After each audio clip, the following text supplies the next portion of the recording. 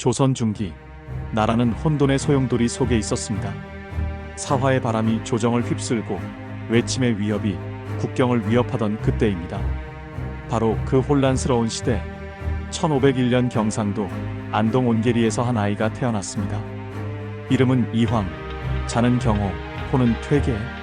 훗날 조선 성리학의 거봉이 될 그 아이였습니다. 어릴 적부터 이황은 남다른 면모를 보였습니다. 다른 아이들이 놀이에 빠져 있을 때 그는 한쪽 구석에서 책을 읽고 있었죠.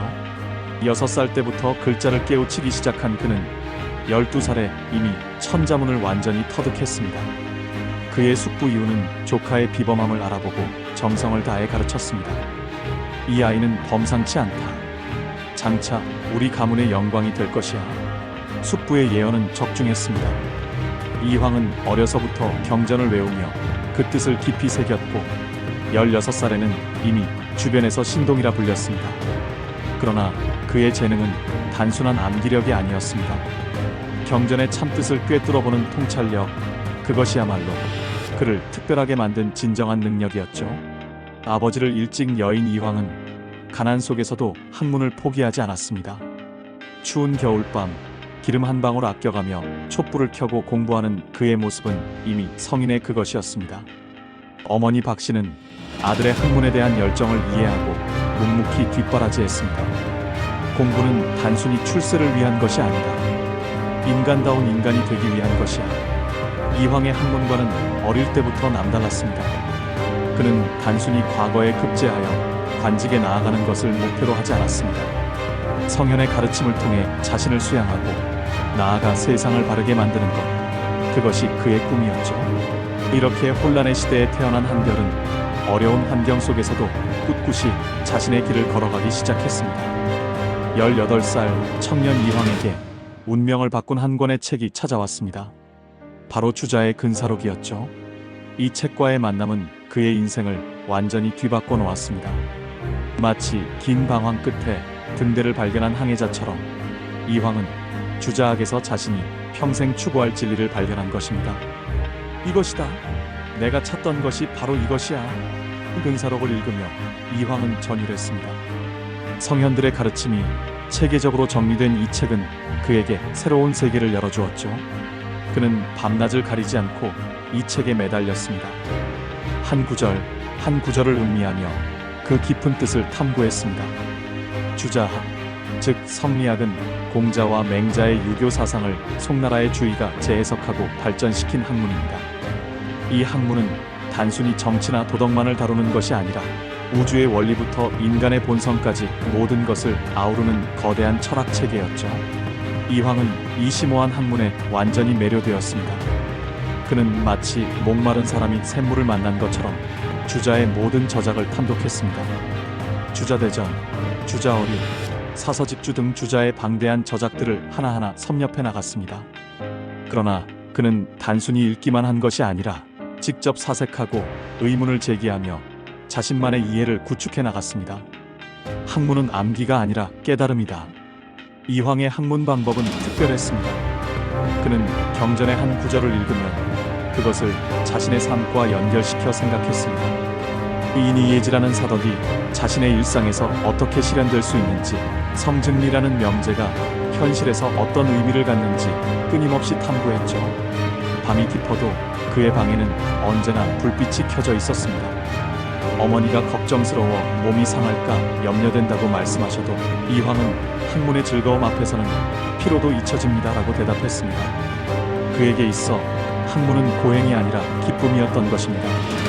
이렇게 주자학과의 운명적 만남은 이황을 단순한 학동에서 조선 최고의 성리학자로 이끄는 출발점이 되었습니다.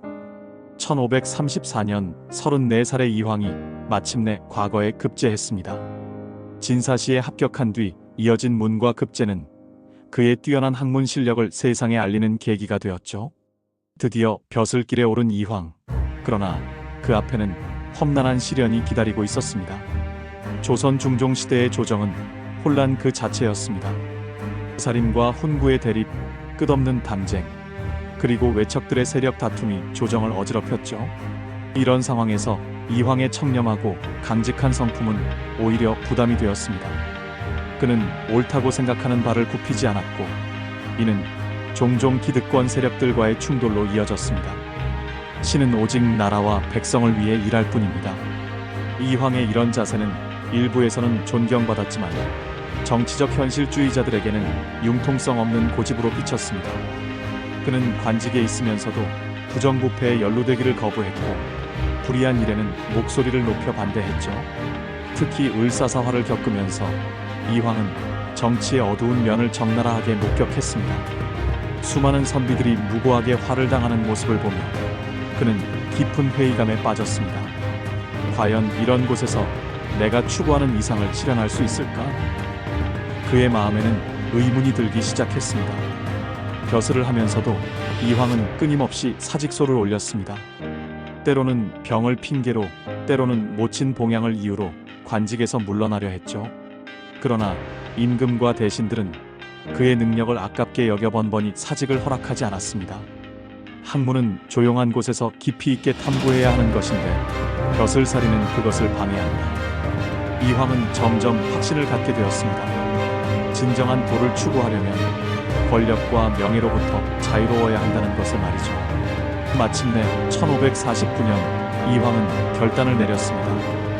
단양군수를 마지막으로 벼슬을 완전히 버리고 고향 안동으로 돌아간 것입니다. 세상은 그를 미친 사람이라 했지만 이황에게는 오히려 이것이 참된 자유였습니다.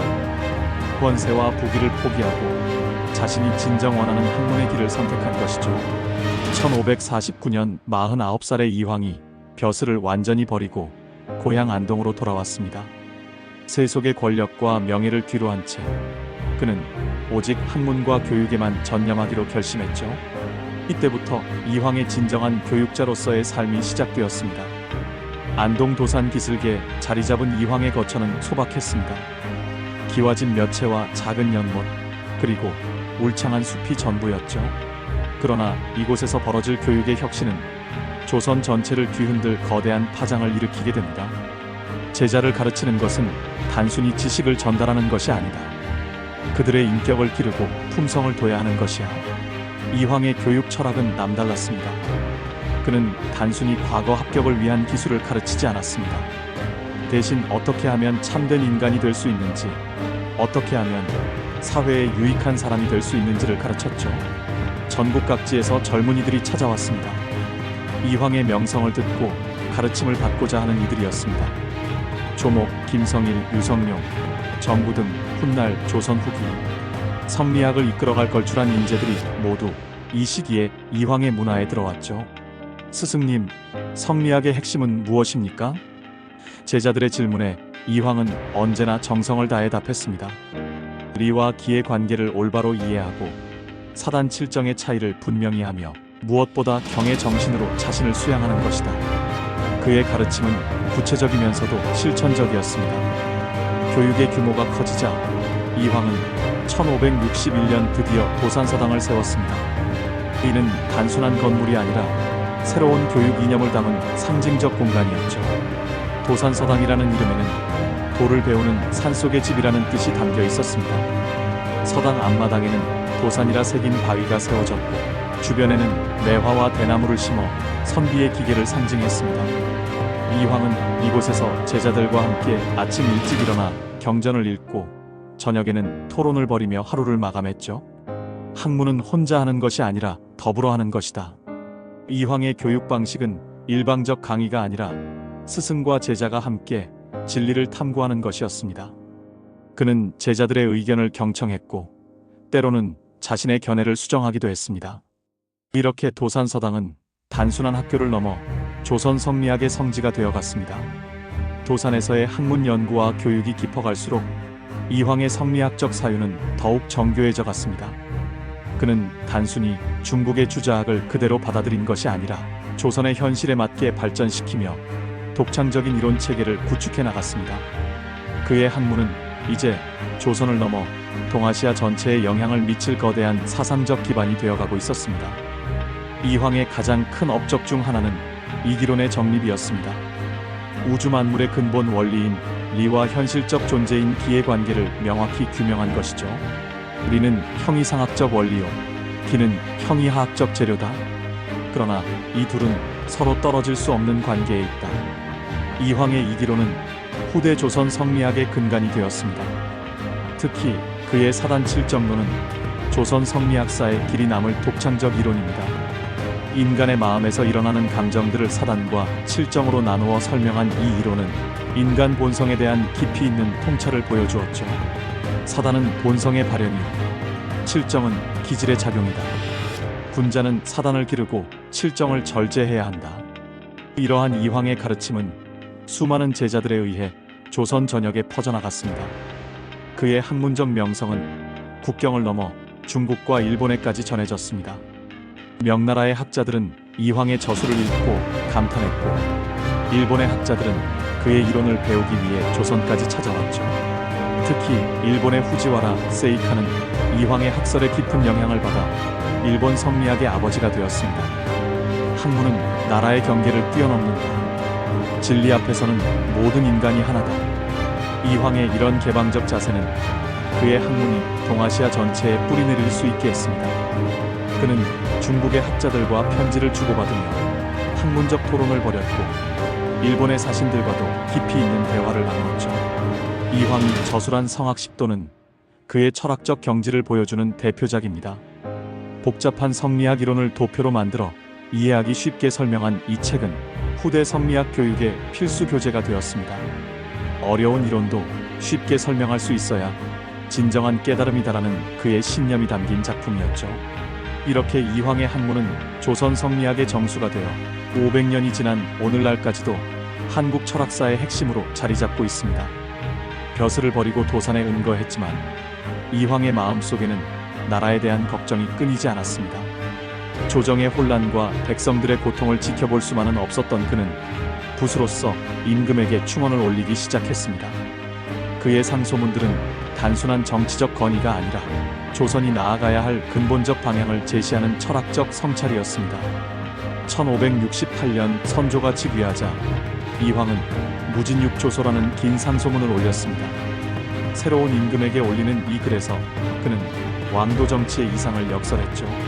전하께서는 성군이 되어 백성을 어버이처럼 사랑하시고, 이황의 정치 철학은 철저히 유교적 이상의 바탕을 두고 있었습니다. 그는 특히 임금의 마음가짐을 중시했습니다. 임금의 한 마음이 바르면 나라 전체가 바르게 되고, 한 마음이 어긋나면 천하가 어지러워집니다. 이런 심학적 접근은 이황 특유의 것이었죠. 그는 정치를 단순한 권력 게임으로 보지 않고 도덕과 철학의 실현 과정으로 이해했습니다. 이황의 상소문에서 가장 인상적인 부분은 교육의 중요성에 대한 강조였습니다. 나라의 근본은 인재에 있고 인재의 근본은 교육에 있습니다. 전하께서는 학교를 일으키고 선비를 기르는 일에 힘써 주시기 바랍니다. 그는 자신이 도산에서 실천하고 있는 교육 이념을 국가 차원으로 확장하고자 했습니다. 또한 그는 당쟁의 폐해를 깊이 우려했습니다. 신하들이 당을 나누어 서로 다투는 것은 나라의 독이 됩니다. 공적인 일에는 사적인 감정을 버리고 오직 나라의 이익만을 생각해야 합니다. 정작 자신은 정치적 당쟁에서 벗어나 있었지만 나라의 앞날을 걱정하는 마음은 간절했습니다. 이황의 충언은 때로는 따끔했습니다. 전하께서 사치를 즐기시고 안일함에 빠지신다면 어떻게 백성들에게 검소함을 요구할 수 있겠습니까? 그는 임금이라고 해서 비판을 주저하지 않았습니다. 오히려 임금이기 때문에 더욱 엄격한 도덕적 기준을 요구했죠. 선조는 이황의 상소를 깊이 새겼습니다. 퇴계의 글을 읽으면 마음이 숙연해진다며 그의 충언을 정치에 반영하려 노력했습니다. 비록 멀리 도산에 있었지만 이황의 목소리는 조정의 중심에서 울려 퍼지고 있었습니다. 이렇게 이황은 제야에서도 나라를 걱정하는 충신의 마음을 잃지 않았으며 그의 글들은 조선 왕조의 정치 철학에 깊은 영향을 미쳤습니다.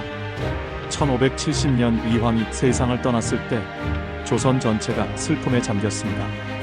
그러나 그의 죽음은 끝이 아니라 새로운 시작이었습니다. 그가 뿌린 학문의 씨앗은 제자들을 통해 조선 전역으로 그리고 후세로 면면이 이어져 갔기 때문입니다. 이황이 기른 제자들은 각기 다른 분야에서 조선을 이끄는 기둥이 되었습니다. 조목은 스승의 학통을 이어받아 성리학 연구의 선봉에 섰습니다. 그는 이황의 이기론을 더욱 정치하게 발전시켜 조선 성리학의 이론적 토대를 굳건히 했죠. 스승님의 뜻을 받들어 이 학문을 더욱 깊이 탐구하겠습니다라며 평생을 이황의 학설 연구에 바쳤습니다. 김성일은 외교관으로서 임진왜란 전야에 일본을 다녀와 조선에 경고를 보냈고, 유성룡은 영의정이 되어 국난 극복에 앞장섰습니다. 두 사람 모두 이황에게서 배운 경세제민의 정신을 실천한 것이죠. 학문은 현실에 도움이 되어야 한다는 스승의 가르침을 몸소 실현했습니다. 정부는 호남 지역으로 내려가 이황의 학문을 전파했습니다. 그를 통해 영남 지역에 국한되었던 이황의 학통이 호남으로 확산되었죠. 이렇게 제자들은 각자의 위치에서 스승의 정신을 계승하며 조선 사회 전체에 이황의 영향력을 미치게 했습니다. 이황이 설립한 도산서원은 그의 사후 더욱 번성했습니다. 선조는 도산서원이라는 사액을 내리며 국가적으로 공인했고, 이후 수많은 서원들이 전국에 세워지는 모태가 되었죠. 한 사람의 스승이 1000명의 제자를 기르고 1000명의 제자가 10,000명의 후학을 길러낸다. 이황의 교육 이념은 이렇게 기하급수적으로 확산되었습니다. 무엇보다 이황이 조선에 남긴 가장 큰 유산은 정신적 지주로서의 역할이었습니다. 그는 단순히 철학자나 교육자에 그치지 않고 조선인의 정신적 뼈대를 세운 사상가였습니다. 권력과 부귀를 버리고 학문과 교육에 헌신한 그의 삶 자체가 후세에게는 하나의 이정표가 되었죠. 나라가 어려울 때일수록 올바른 정신이 필요하다. 이황의 이런 신념은 조선 후기 수많은 위기 상황에서 선비들에게 정신적 지주 역할을 했습니다. 임진왜란, 정유재란, 정묘호란, 정축호란 등 국난이 닥칠 때마다 선비들은 이황의 가르침을 되새기며 나라를 지키는 정신적 힘을 얻었습니다. 이렇게 이황은 죽어서도 영원한 스승으로 조선인들의 마음속에 살아 숨쉬며 정신적 유산을 후세에 전해주었습니다. 21세기를 살아가는 오늘날에도 퇴계 이황의 이름은 여전히 살아있습니다.